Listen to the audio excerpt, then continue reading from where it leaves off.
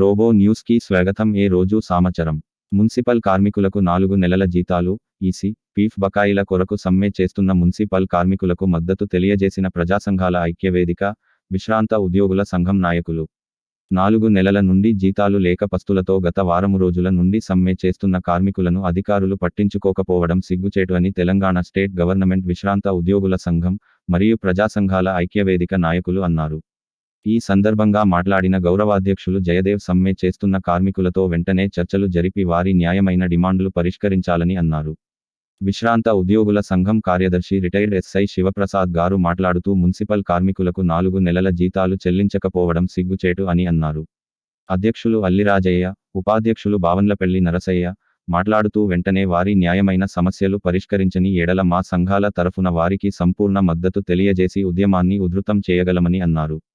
ప్రజా సంఘాల ఐక్యవేదిక ప్రధాన కార్యదర్శి అంబాల ఓదెలు మాట్లాడుతూ పని చేసినప్పుడే వచ్చే జీతాలతో కుటుంబాలను పోషించుకోలేని కార్మికులు సమ్మె చేయటం ఇష్టం లేకపోయినా తప్పనిసరి పరిస్థితుల్లో మాత్రమే సమ్మె చేయవలసి వస్తుందని అన్నారు. 4 నెలల జీతాలలో కట్ చేసిన పెండింగ్ పీఎఫ్ 2 కోట్లు, ఈఎస్సీ 36 లక్షలు కార్మికుల ఖాతాలలో జమ చేయకపోవడము క్షమించరాని విషయమని మున్సిపల్ అధికారులపై చట్టపరమైన చర్యలు తీసుకోవాలని అన్నారు.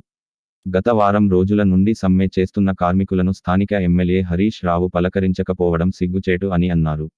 ఒకవైపు ఎడతెరిపి లేని వర్షాలు, మరోవైపు పారిశుద్ధ కార్మికుల సమ్మెతో కాగజ్ నగర్ పట్టణం చెత్తాచెదారం పేరుకుపోయి అంటూ వ్యాధులు వ్యాపించే ప్రమాదం ఉందని, ప్రజల ఆరోగ్యానికి ముప్పు ఏర్పడ్డదని వెంటనే కలెక్టర్ జోక్యం చేసుకుని మున్సిపల్ కార్మికుల 4 నెలల వేతనాలతో పాటు బకాయి పడిన పీఎఫ్, ఈఎస్సీ డబ్బులు ఇప్పించుటకు కృషి చేయాలని డిమాండ్ చేశారు. జిల్లా కలెక్టర్ కార్మికులకు న్యాయం చేయాలని అన్నారు. ఈ యొక్క కార్యక్రమంలో విశ్రాంత ఉద్యోగుల సంఘం జాయింట్ సెక్రటరీ నరసయ్య, మున్సిపల్ కార్మికుల సంఘం అధ్యక్షులు శంకర్, కార్యదర్శి సంజీవ్, శంకరమ్మ పాల్గొన్నారు.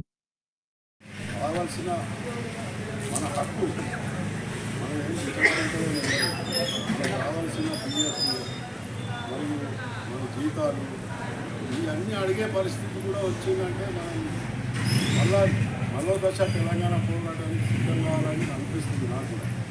ఎందుకంటే మనం ఈ తెలంగాణ తెచ్చుకునేందుకు మన అందరం మంచిగా ఉండాలని, మన పిల్లల భవిష్యత్తు బాగా కావాలని. అయినా మనం రోడ్ల మీద దిగినాం.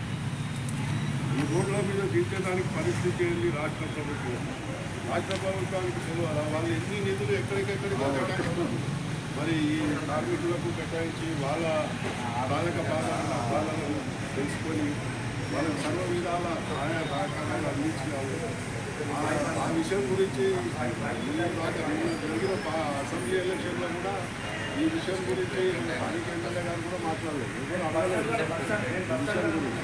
మరి ఈ కార్మికుల గురించి ఏం చేస్తాం సార్ అని కూడా మీ గురించి అడగలేదు.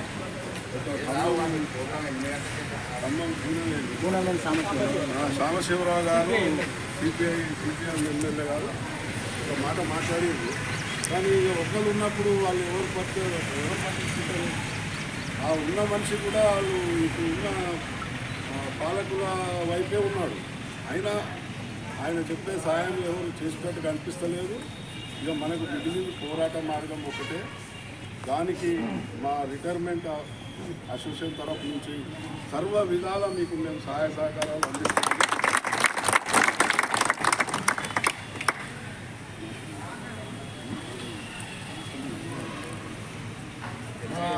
రిటైర్మెంట్ మాస్టరు, ప్రజా సంఘాల ఐక్యవేదిక వైస్ ప్రెసిడెంట్, విశ్రాంత ఉద్యోగుల సంఘం వైస్ ప్రెసిడెంట్ బావన్లపల్లి నరసన్న, ఏమైనా సోదరులు, మన భక్తులే కార్మిక భక్తులు కొంచెం కొన్ని వేల సంవత్సరాల నుంచి కానీ పోరాడితే